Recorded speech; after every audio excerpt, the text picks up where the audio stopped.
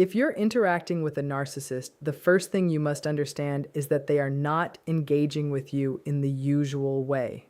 You operate from the basic belief that relationships are built on mutual respect, give and take, honesty, and shared understanding. This is the positive lens you bring into relationships because it is what makes deep human connection possible. However, a narcissist often sees relationships very differently. Their approach is not based on cooperation. It is based on control and dominance. Their main goal in an interaction is to gain power, admiration, belief, and validation on their own terms. If twisting the truth helps them maintain control, they will twist it. If making you question your own memory and perception helps them, they may use that tactic. If damaging your confidence makes you easier to control, they may slowly work to weaken your sense of self. They may do all of this without feeling the same level of guilt or responsibility that you would feel if you treated another person this way. This is one of the reasons narcissistic behavior can be so harmful. Many people make the mistake of believing that if they are kind enough, patient enough, understanding enough, or clear enough when explaining their feelings, the narcissist will eventually understand. They believe that if they communicate properly, the other person will finally see the damage they are causing and decide to change. But this expectation can keep you trapped for a very long time. A narcissist does not necessarily change because you explained your pain clearly. They do not automatically respond to logic, respectful conversation, or emotional appeals. In many situations, they respond only when their behavior creates consequences for them. If you fail to understand this reality, you can find yourself going around in circles. You explain yourself. They deny what happened. You explain again. They change the subject. You provide evidence. They attack your character. You try to remain calm. They accuse you of being cold. You try to be kind. They take your kindness as permission to continue. Eventually, you become exhausted. You begin questioning yourself. You wonder whether you were too sensitive. You wonder whether you misunderstood. You wonder whether you could have chosen better words. You start believing that maybe the problem is your communication, your attitude, or your behavior. This is how emotional exhaustion develops. So how do you actually apply this awareness in real life? The first step is to watch patterns of behavior instead of listening only to words. Narcissistic people can be extremely convincing with their words. They may say exactly what you want to hear. They may promise that things will change. They may tell you that they understand. They may apologize when they believe the apology will help them keep access to you. They may show regret for a short period of time. They may even present themselves as the victim of the situation. But the important question is not what they say in one emotional conversation. The important question is what their behavior repeatedly shows you. If the pattern continues to involve lying, manipulation, disrespect, intimidation, blame shifting, or emotional punishment, then that pattern tells you more than any promise ever could. A promise is only meaningful when it is supported by consistent behavior. If someone repeatedly hurts you, apologizes, behaves well for a short time, and then returns to the same behavior, the apology has not changed the pattern. The pattern is the information you need to pay attention to. The second step is recognizing the psychological tactics that can be used to maintain control. One of the most damaging is gaslighting.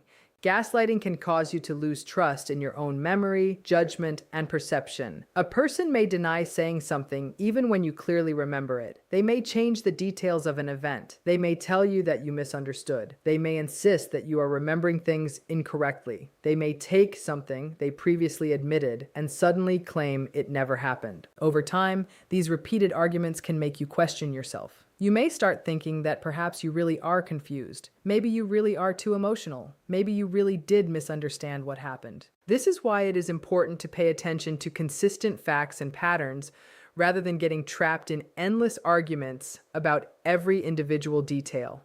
The more energy you spend trying to prove your reality to someone who is committed to denying it, the more exhausted you become. And the more exhausted you become, the easier it can be for the other person to control the conversation. This is another important point. When you constantly defend yourself, you are reacting to their agenda. They accuse you and you respond. They change the subject and you follow them. They make a new accusation and you defend yourself again. Suddenly, the entire conversation is happening according to their rules. You are no longer discussing what originally happened. You are trying to prove that you are not the person they are describing. This can become an endless cycle. Another common strategy is intermittent reinforcement. This means a person mixes affection, kindness, attention, and warmth with cruelty, rejection, criticism, or emotional distance in unpredictable cycles. This pattern can be extremely powerful because unpredictable rewards can create strong emotional attachment. If someone is always cruel to you, eventually you are more likely to recognize that the relationship is unhealthy and begin pulling away. But if that same person is sometimes incredibly loving, attentive, apologetic, or affectionate, you may start focusing on those good moments. You begin hoping they will return. You start thinking that perhaps the difficult behavior was temporary. You may believe that if you behave correctly, communicate better, become more patient, or avoid certain mistakes, you can bring back the loving version of that person. This can create a painful emotional dependency. You are no longer staying because the relationship is consistently healthy and nourishing. You are staying because you are waiting for the next moment of warmth. Those brief moments can become more important in your mind than the larger pattern of harm. This is why you must look at the entire relationship rather than judging it only by its best moments. Then there is projection. Projection occurs when someone places their own unacceptable behavior, feelings, or traits onto another person. If they are being dishonest, they may accuse you of lying. If they are being emotionally unstable, they may claim that you are the irrational one. If they are controlling you, they may accuse you of being controlling. If they are constantly criticizing you, they may tell you that you are the one who is negative. This can accomplish several things at once. It distracts attention from their behavior. It puts you in a defensive position, and it forces you to spend your energy proving that their accusation is false. While you are defending yourself, you may stop examining what they are actually doing. Understanding these patterns is not about becoming suspicious of everyone. It is not about assuming that every difficult person is a narcissist. It is about developing clarity. It is about looking at behavior without allowing emotional confusion to hide the facts. Once you recognize the pattern, you can stop participating in it. When you stop playing the role they expect you to play, they lose some of the control they previously had over you. So if you want to stop being controlled, manipulated, and emotionally drained, the first step is to see the person as they actually behave rather than as you hope they will become. The truth may be painful, but it is more useful than a comforting illusion. One of the most devastating traps you can fall into with a narcissist is constantly seeking their approval. This does not always mean openly trying to impress them. Often it happens in subtle ways. You may change the way you speak because you want to avoid their criticism.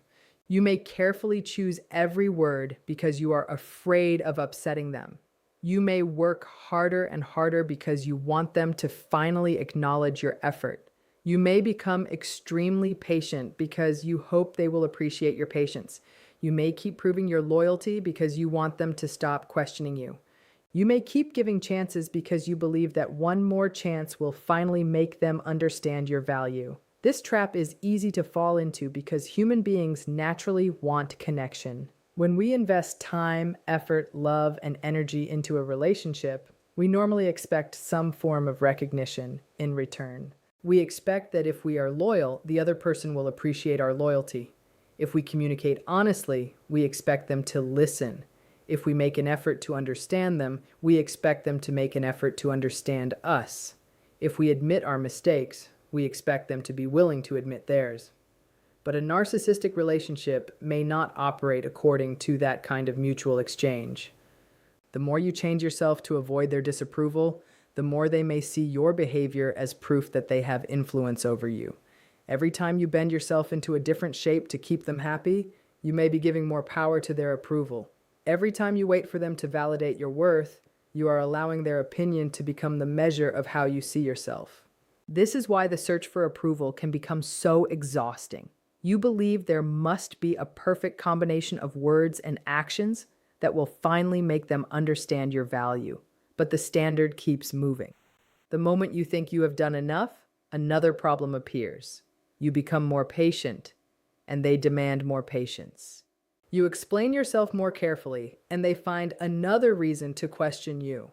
You give another chance, and another problem follows. You apologize for something you did not do, and soon you are expected to apologize again. The finish line keeps moving because you were never truly meant to reach it. The most important realization is that their inability to treat you with respect is not proof that you are unworthy of respect. Their behavior is not an accurate measurement of your value. A narcissistic person's need for control can come from a fragile sense of self that requires constant reinforcement. They may need to feel superior, right, admired, or in control because admitting weakness or accepting responsibility can threaten the image they have built for themselves. This can make genuine accountability very difficult. They may struggle to admit that they were wrong because being wrong feels like losing power. They may struggle to genuinely recognize another person's value because doing so can feel like giving up their position of superiority. As a result, they may minimize other people, compete with them, criticize them, manipulate them, or reduce their confidence in order to protect their own image. Once you truly understand this, the path forward becomes clearer. You have to begin detaching emotionally, mentally, and, when possible, physically. This starts with one crucial decision. Stop making their approval the goal. This does not mean becoming cruel. It does not mean insulting them. It does not mean trying to punish them or become just as hurtful as they are. It means removing yourself from the psychological drama. It means refusing to make your emotional stability dependent on whether they approve of you. What does this look like in everyday life? It means you stop constantly justifying yourself. A narcissist may enjoy arguments because arguments give their opinion importance. The moment you begin desperately defending yourself, the conversation can become centered around their version of you rather than the actual issue. You say what happened. They deny it. You explain. They challenge your explanation. You provide another detail. They create another accusation. You answer that accusation. And suddenly you have spent an hour defending your character instead of discussing the original problem. You do not have to participate in that cycle. Stop explaining yourself to someone who is not listening to understand you. If they twist your words, you do not have to chase every distortion. If they misunderstand your intention on purpose, you do not have to spend hours correcting their interpretation. If they decide to believe a false version of you, that belief does not automatically become your responsibility. Their opinion of you is not a problem that you are required to solve. This also means letting go of the need for closure. This can be incredibly difficult. Most people want a final conversation. They want the other person to admit what they did. They want a sincere apology. They want accountability. They want the other person to finally understand how much pain they caused. They want to hear that they were right to be hurt. They want the story to end with fairness, but sometimes that moment never comes. Sometimes the person who hurt you will never fully admit what they did. Sometimes they will rewrite the story. Sometimes they will continue blaming you. Sometimes they will tell other people that you were the problem. And if you keep waiting for them to provide the closure you need, you can remain emotionally connected to them long after the relationship has already ended. The closure you need may have to come from your own decision. You decide that you no longer need another apology. You decide that you no longer need them to admit the truth. You decide that their acknowledgement is not required for your experience to be real. You decide that walking away can be enough. You decide that stopping the argument can be enough. You decide that protecting your peace can be more important than winning the conversation. Perhaps most importantly, you must redefine where your validation comes from. If you have spent years adapting your identity around the expectations of someone who is incapable or unwilling to value you in a healthy way, it is time to take that power back. Your worth is not something another person gives you. It is not something they can remove by criticizing you.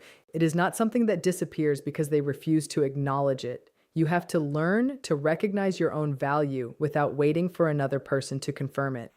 The moment you stop needing them to see your worth, they lose one of the strongest forms of influence they had over you. The deepest act of resistance against a narcissist is not becoming cruel yourself. It is becoming emotionally independent from their approval. It is deciding that you will see yourself clearly, even when they try to define you differently. It is choosing to trust your own judgment instead of constantly asking them to tell you who you are. One of the most dangerous mistakes you can make with a narcissist is believing that following the normal rules of healthy relationships will automatically protect you. You may think that if you are fair, they will be fair. If you are honest, they will become honest. If you give them the benefit of the doubt, they will eventually give you the same. If you communicate calmly, they will calm down. If you admit your mistakes, they will admit theirs. If you show compassion, they will eventually understand that they should show compassion too. But these assumptions are based on a shared system of values. They assume that both people care about fairness. They assume that both people want the truth. They assume that both people want to solve the problem. They assume that both people are interested in mutual understanding. A narcissistic person may not be approaching the conflict from that same position. Most people enter a disagreement believing there is some shared reality. You may argue with a friend, have a difficult conversation with a partner, deal with a disagreement at work, or have a conflict with a family member while still believing that both sides can describe what happened and eventually find some common ground. You may believe that if both people honestly explain their perspective, the truth will become clearer. You may believe that even if you disagree, you can still respect each other. That is how healthy conflict generally works. But a narcissist may not be interested in reaching an agreement. They may be more interested in winning.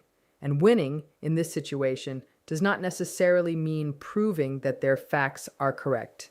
It can mean making you surrender. It can mean making you apologize. It can mean forcing you to doubt yourself. It can mean making you accept their version of events.